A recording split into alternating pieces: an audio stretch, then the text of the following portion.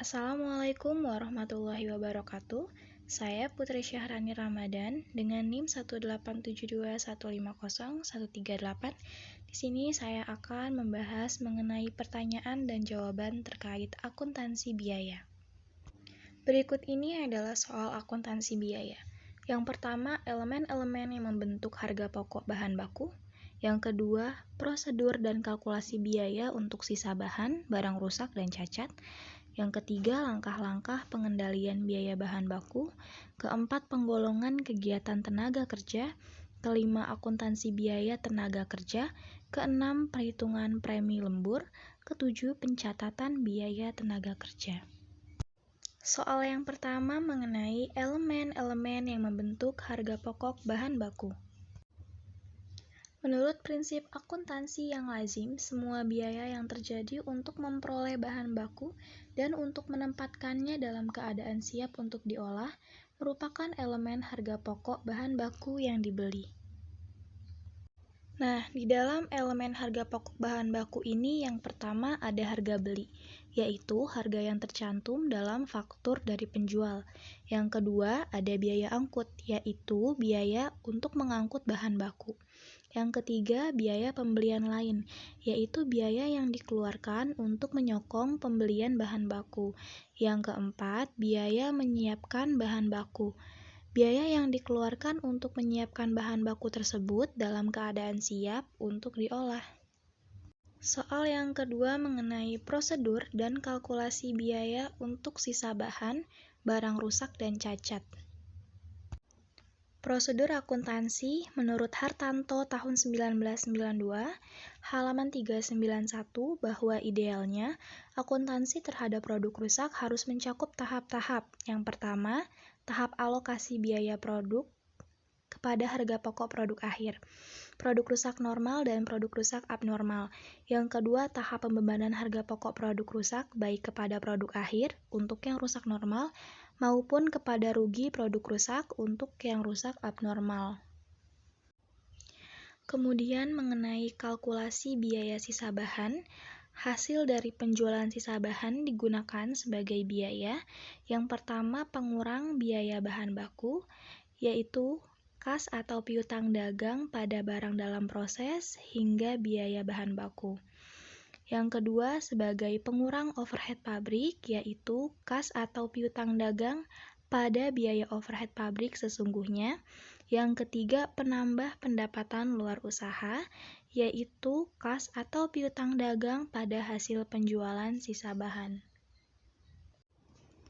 Kemudian mengenai kalkulasi biaya barang rusak, terdapat dua golongan, yaitu produk rusak tidak laku dijual dan produk rusak laku dijual.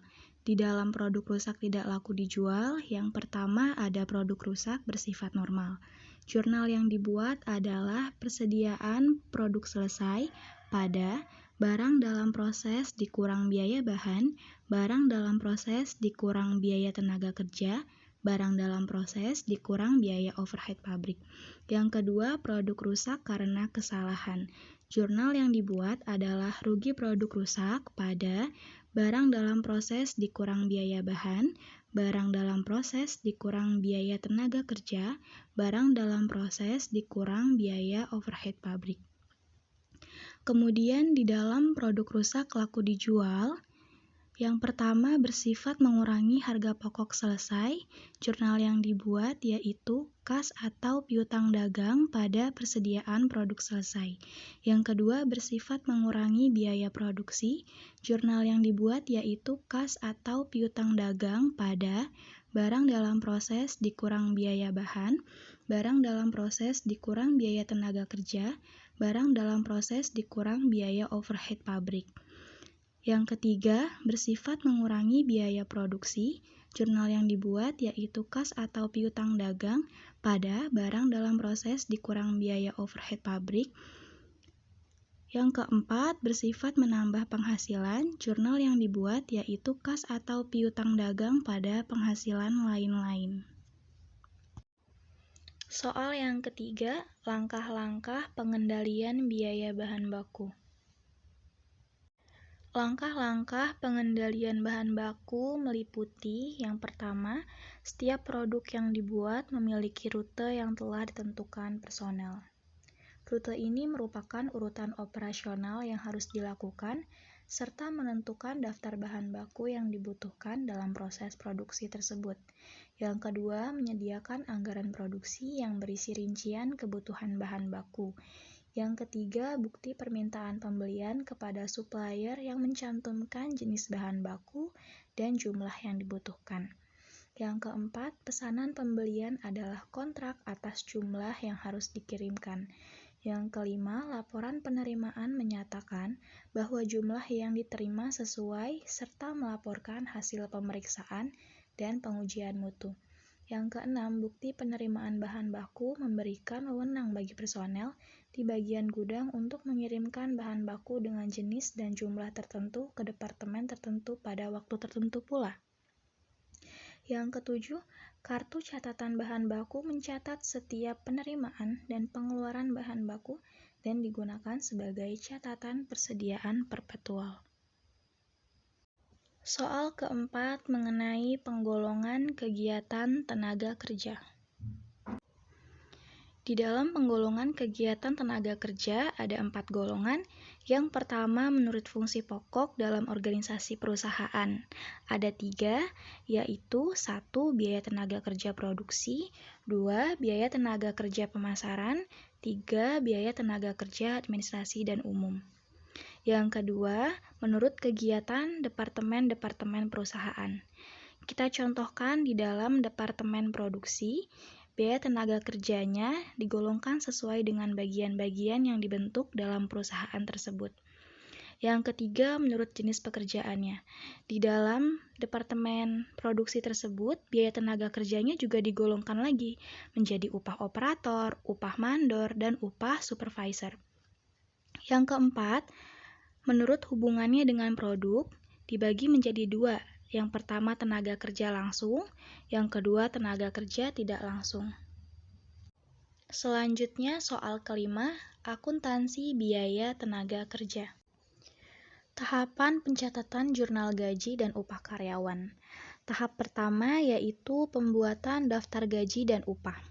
Berdasarkan daftar gaji dan upah tersebut, lalu dibuatlah rekapitulasi gaji dan juga upah agar bisa mengelompokkan gaji dan upah pada beberapa bagian, yaitu bagian produksi ataupun pabrik, bagian administrasi dan umum, dan juga bagian pemasaran. Lalu pencatatannya yaitu dengan mendebitkan barang dalam proses biaya tenaga kerja, biaya overhead pabrik, biaya administrasi dan umum, biaya pemasaran, kemudian mengkreditkan gaji dan upah. Kemudian tahap kedua membuat bukti kas keluar dan cek berdasarkan daftar gaji dan upah. Jurnal yang dibuat yaitu mendebitkan gaji dan upah dan mengkreditkan utang PPh karyawan, utang gaji dan upah. Tahap ketiga setelah cek berhasil diuangkan ke bank, kemudian memasukkan uang gaji dan upah ke amplop. Jurnal yang dibuat yaitu utang gaji dan upah pada kas. Tahap terakhir yakni tahap keempat yaitu penyetoran pajak penghasilan karyawan ke kas negara. Penjurnalan yang dibuat yaitu utang PPh karyawan pada kas. Soal keenam, penghitungan premi lembur. Cara menghitung premi lembur ini terbagi menjadi 2. Yang pertama lembur pada hari kerja, yaitu rate upah lemburnya adalah 1,5 kali upah sejam pada jam pertama lembur dan 2 kali upah sejam pada jam seterusnya. Yang kedua, lembur pada hari libur istirahat dan hari libur nasional. Upah lembur per 1 jam dihitung dengan rumus 1/173 dikali upah sebulan, yaitu upah pokok sebulan 100% beserta tunjangan tetap atau 75% upah pokok apabila mendapatkan tunjangan tetap dan tidak tetap, yang sesuai pada peraturan Kemenakertrans. Soal terakhir nomor 7, pencatatan biaya tenaga kerja. Biaya tenaga kerja merupakan biaya-biaya perusahaan yang telah dikeluarkan diberikan kepada para tenaga kerja dengan adanya pemanfaatan dari tenaga kerja yang telah melaksanakan produksi yang nantinya mendapat imbalan berupa gaji dan upah. Terdapat beberapa golongan kegiatan kerja. Yang pertama, biaya menurut fungsi pokok perusahaan. Dalam sebuah perusahaan, tenaga kerja terbagi menjadi dua, yaitu tenaga kerja langsung adalah bagian dari biaya produksi, yang mana tenaga kerja melaksanakan proses produksi. Yang kedua, yaitu tenaga kerja tidak langsung, adalah bagian dari biaya overhead perusahaan, yang mana ketika proses produksi tenaga kerja tidak diperbolehkan untuk menangani secara langsung proses produksi. Yang kedua, biaya menurut departemen. Dalam sebuah perusahaan terdapat departemen-departemen seperti departemen produksi. Dalam masing-masing departemen memiliki tugas bagian tersendiri dan biaya tenaga kerja yang disesuaikan dengan bagian masing-masing. Yang ketiga, biaya menurut jenis pekerjaan. Dalam sebuah perusahaan tentu memiliki tugas tersendiri yang harus dilaksanakan oleh para tenaga kerja. Contohnya dalam departemen produksi, terbagi menjadi beberapa bagian seperti adanya operator, pemimpin, dan bagian lainnya. Dalam biaya tenaga kerja juga sesuai dengan biaya masing-masing dari pekerjaan yang telah dilaksanakan. Terima kasih, sekian pemaparan materi dari saya, kurang lebihnya mohon dimaafkan.